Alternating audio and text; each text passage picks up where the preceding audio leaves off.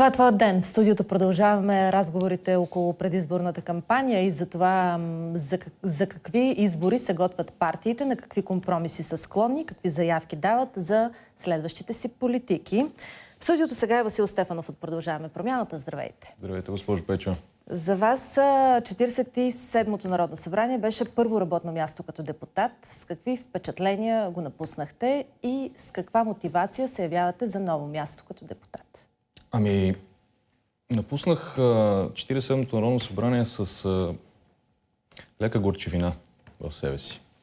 Това е поради факта, че видяхме през юли, че всъщност мафията в България е консолидирана за разлика от демократичното общество.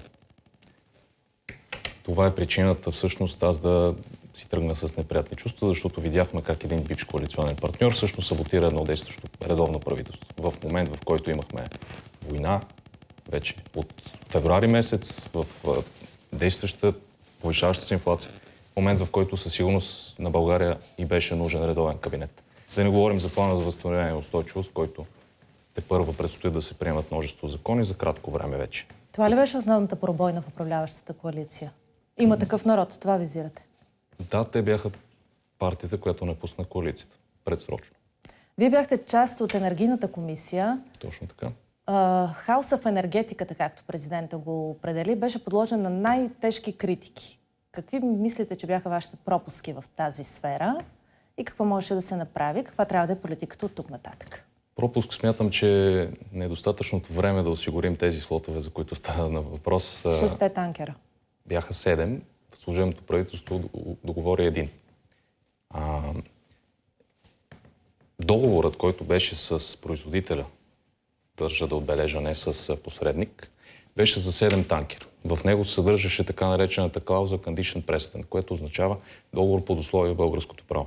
Това означава, че количествата и цените са фиксирани, а остава да се договорят условието, което са слотовете. Единственото, което трябваше да се направи от служебния кабинет, е да се договорят слотовете. Това служебния кабинет и служебния министър, по мои впечатления, направиха почти всичко необходимо да не се случи, с изключение на един танкер, който всъщност направи така, че цената за октомври да бъде 30% по-ниска. Това е благодарение на единствения танкер, който всъщност ще се достави. Другото, което е, че сега се разкриват търгове за краткосрочни доставки на втечнен природен газ, при положение, че преди няколко седмици просто говореха, че няма слотове. И сега се правят буквално същите неща, които и нашето правителство, само че без да имаме конкретна оферта. Сега тепърва ще се търси оферта, явно и слотове, въпреки че твърдяха, че няма. Тоест, вие все пак припознавате някаква приемственост на вашите политики? Това е пътят, защото, както забелязахме, Газпром елегантно затвори вратата и на служебния кабинет, което беше ясно, защото Газпром затвори вратата напълно и чрез Северен поток 1 на цяла Западна Европа. Това е икономическото оръжие, което Путин всъщност използва спрямо Запада. Каква е позицията на Продължаваме промяната предвид ескалиращата война в Украйна? И трябва ли България наистина да излезе с някаква официална позиция в тази ситуация? Смятам, че трябва да излезе. Смятам, че целият цивилизован свят трябва да се противопостави на воденето на военни действия в 21 век, още повече на континента Европа. Като вчера прочетох също така, че и президента на Румъния има официална позиция, която осъжда тези действия, тези заплахи. За нас Продължаваме промяната са абсолютно недопустими такива заплахи. Още повече използването на ядрено оръжие. Нали, това не трябва да съществува изобщо като в риториката на политиците и на военачалниците. Като това, което аз наблюдавах всъщност в Русия вчерашния ден, бяха клипове на масови протести по основните градове. Имаше и много арестувани, да. Имаше и арестувани. Видях клипове на майки, деца и съпруги, които изпращаха своите любими хора на фронта със сълзи на очите, без да знаят дали те ще се върнат някога, дали ще ги видят повече. Също така видяхме изкупуване на всички еднопосочни билети извън територията на Русия. За всяка дестинация извън Русия. Да, и в този ред на мисли трябва ли ние да предложим убежище на руснаците, които искат да избягат от страната си? Това е въпрос, който предстои да се уточни, но аз смятам, че България трябва да продължи да спазва тези мерки, които и към момент спазва, като пакет от мерки и санкции срещу Русия, както Европейския съюз ги е приел. Тоест, ако Европа прецени, че трябва тя да бъде убежище за руските граждани, България трябва да вземе позицията на Европа. Разбира се. Заедно с целия цивилизован свят, западен. Добре, с какви лични амбиции влизате евентуално в 48-то Народно събрание? Ами да си довършим работата. Това е нашето изречение, с което водим цялата кампания, защото направихме доста неща за хората, по мое мнение. Като най-силно отличаващото се са за мен две неща. Безплатните детски градини и повишаването на пенсиите. Защото, както знаете, от 2009 година до 2021 година пенсиите са повишили общо с 164 лева. Продължаваме промяната с нашата социална политика. Показа, че е възможно да се увеличат пенсиите само за няколко месеца, като ги увеличихме с 167 лева минималната пенсия, което е съпоставката за 10 месеца повече, отколкото за 10 години. Синдикатите обаче казват, че това е крайно недостатъчно и че хората Разбира се, че е недостатъчно. живеят в бедност. Така е, но това е високата инфлация.